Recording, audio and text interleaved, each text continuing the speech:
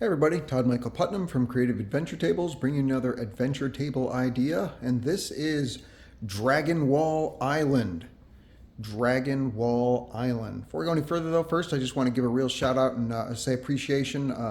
You guys just kicked me over to 10,000 followers on my Instagram, so I really appreciate that. It means a lot to me. Thank you so much. Obviously, every week I post my builds of everything I do on Instagram. So no pictures of me eating food or any of that stuff. It's literally just pure adventure table builds and stuff like that. So thank you so much. Greatly appreciate it, and it really does mean a lot to me. So Dragonwall Island. So what happens here? Well, the players are on a ship, of course, and the ship gets hit by a freak storm. And during the storm, you can do all kinds of stuff, right? So you can do dex or strength checks because the players have to climb up to the top of the rigging and prevent the masts from from getting knocked over or whatever it is, or pull the sails in. If they or other crew members get knocked overboard, then they're throwing out lines to try and grab them, or even jump into the ocean themselves and try and swim them back to save them. If it could be like somebody super important, like say the navigator, and so they have to do it or they'll be hopelessly lost. They dive out and do that. So a bunch of strength, dex checks, things like that. Maybe some int checks too on where they actually are. And maybe the steersman also gets lost or knocked unconscious, and so somebody has to steer the ship, possibly having to avoid rocks or anything like that they see during the storm.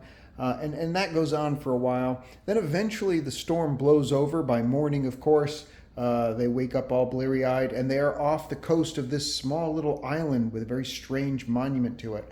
But they're not alone. The island has a guardian, and there is this dragon serpent that's in the water that doesn't take too kindly to anyone being this close to the island for some reason. And of course, the heroes will have to fight it off and overcome it in order to progress onto the island itself and see what it is protecting. Once the players make it over onto the island itself, all kinds of stuff could happen. You could have all kinds of flying creatures come over or things like that. But most importantly, there's of course a treasure box over here. And then there's the dragon wall, the word wall as it were, that when the players come up to it, after defeating the dragon, the sea dragon, they earn themselves a mighty reward. It would depend on the system that you're using, of course. Like in 5e or Pathfinder, they might get a free feat that's randomly rolled for them. We play Shadow Dark, so I probably have a talent roll made for each of the players. So they'd get like a free talent that they normally get only on every odd level when they level up. Something like super powerful. Or you could literally go for, if most of you are probably familiar with this comes from the word walls from Skyrim, the Elder Scrolls 5. And it teaches you shouts and stuff like that. So you could actually have a random roll of different types of shouts that you created that the players could learn. It could randomly raise if you've got like old school essentials or one of those systems that doesn't use any talents or skill systems or feats or anything like that. Then you might randomly roll and it might increase one of their attributes.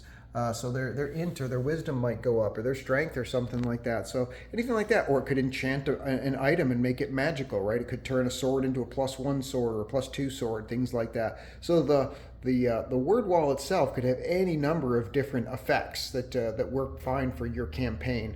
It's the idea of it there, and of course, because you're blown off storm and whatnot, there's no way to really track how they got to this island in order to get back again.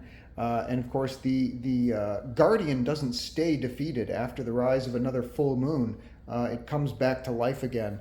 And as much will be said on the word wall itself that the isle is, perpetually guarded, and that even if the Guardian is defeated, one must still prove themselves worthy if they come back. So it will come back to life again, and they'll still have to refight it.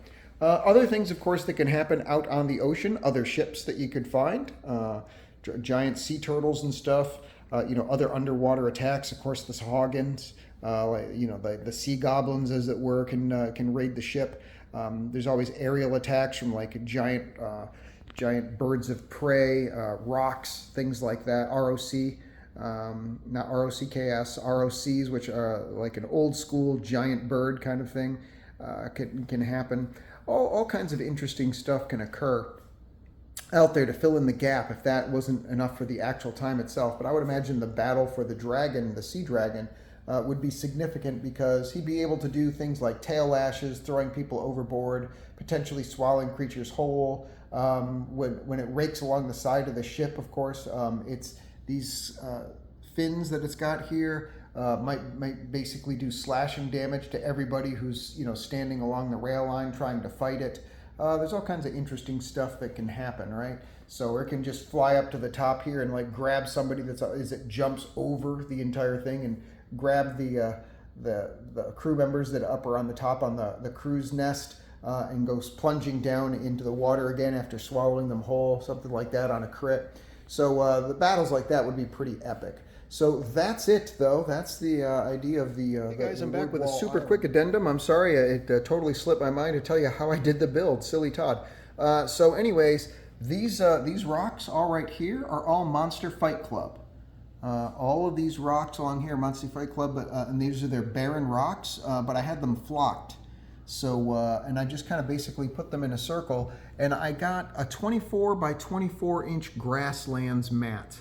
I had it custom built from, I can't remember who, to be honest with you, but you could probably go to, and just go look up any of the, I don't know if it's Deep Cut Studios or any of that, but you can get mats custom made. So I had them make me some 24 inch by 24 inch grasslands mats. And I just took one of them and laid it down, and then I basically made a ring of the Monster Fight Club rocks around it to give it a reason why it's not flooded, right? It gives it that island effect. Throw on some simple either cotton, or I'm using dowel stuffing that I got off Amazon. Gives you the effect of the waves going on there. And then this pathway right here and the cul-de-sac, if you will, that's all Monster Fight Club as well. That's from their Cobblestone Roads and Rivers pack. So you can get the pack of those for like $30 or so. Each of these, a full set of these, which is basically these things right there. The large piece, the medium piece on the left, and the small piece on the bottom right there is a Monster Fight Club set. And I think they're about $45 a pop. You will use them for life. They're really strong. They're not going to break. Highly unlikely to break.